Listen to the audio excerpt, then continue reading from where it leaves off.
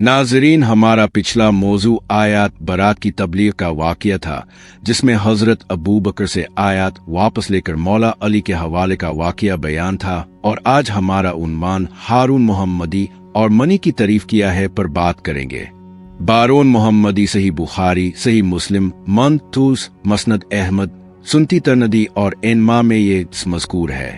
सही बुखारी के अल्फाज ये हैं कि रसूल खुदा ने हज़रत अली से फरमाया, अंत मनी बमंजल एरून मन मूसा इल्ला इन्हें लेस नबी बाद जे मुझे से वही मंजिलत हासिल है जो हारून को मूसा से हासिल थी, मगर मेरे बाद कोई नबी नहीं होगा। मुस्लिम में हदीस के आखिरी अल्फाज इन मज़कूर हैं, मगर ये कि मेरे बाद कोई नबी नहीं है। 1 इब्न साद तबकात में बुराक बिन आजुब और जैद बिन अरकम की रवायत तराज हैं। जैश उसरत यानी इज़्व तबूक के वक्त रसूल खुदा सल्लल्लाहु अलैहि वसल्लम ने हज़रत अली बिन इब्बी तालिब से फरमाया, मदीना में मेरा तुम्हारा रहना ज़रूरी है। बाद अज़ा रसूल खुदा ने हज़रत अली को अपना जानिशीन मुकर्रर किया।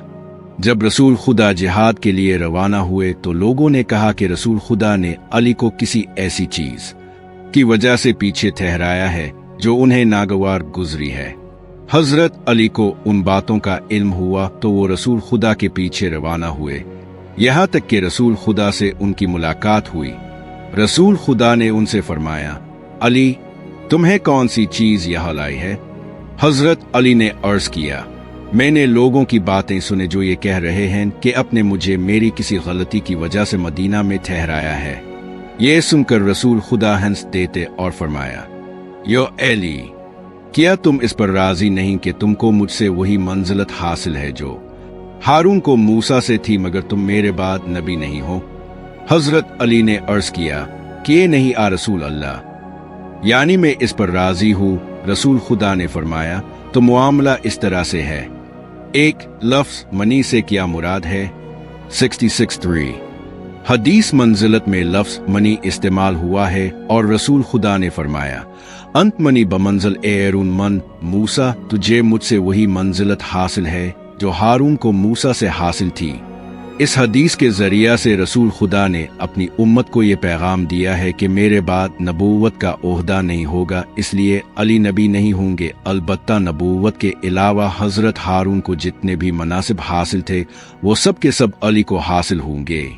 हजरत हारून को सबसे पहला मनसब यह हासिल था कि वो तबलीग अहकाम में हजरत मूसा के शरीक थे। इसी तरह से हजरत अली भी तबलीग अहकाम में रसूल खुदा के साथ शरीक हैं।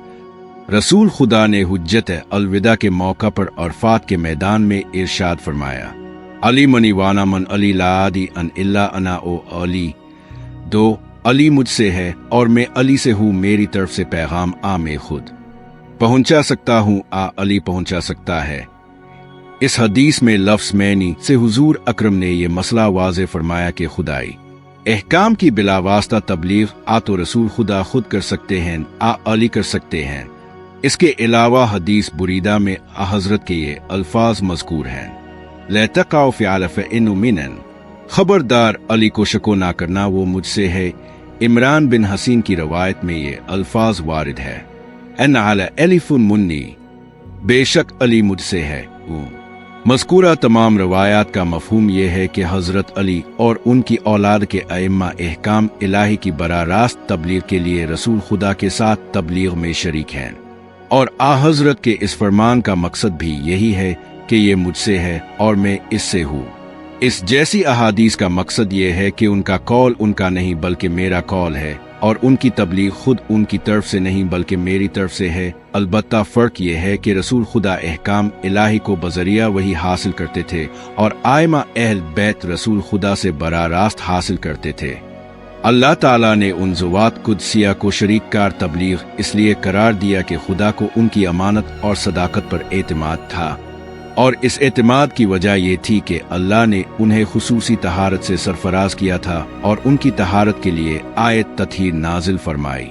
रसूल खुदा ने अल्लाह से बरा रास्त इल्म हासिल किया और हजरत अली ने रसूल खुदा से वो इल्म हासिल किया, और बाद अज़ा आइमा अहल बैत ने एक के बाद दीगरे इस इल्म को हासिल किया, जैसा कि हसब ज़ैल रवायात में इसकी तौज़ी की गई है।